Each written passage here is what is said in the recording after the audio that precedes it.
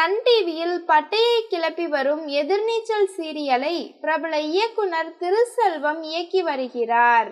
முதல் பாகத்திற்கு எப்படி மக்கள் சிறப்பான வரவேற்பை அளித்தார்களோ அதேபோல் தற்போது இரண்டாம் பாகத்திற்கும் நல்ல வரவேற்பு கிடைத்துள்ளது.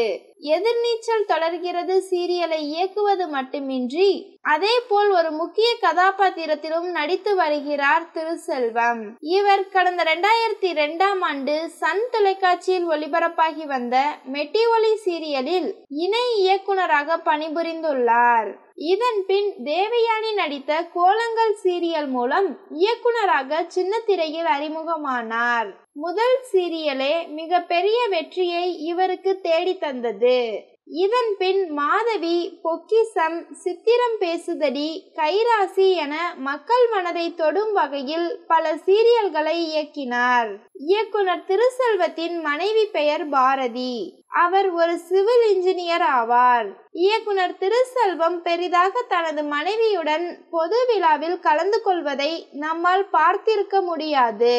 இந்த நிலையில் தனது மனைவி பாரதியுடன் இயக்குனர் திருசெல்வம் எடுத்துக்கொண்ட ரேர் புகைப்படம் ஒன்று வெளியாகி உள்ளது.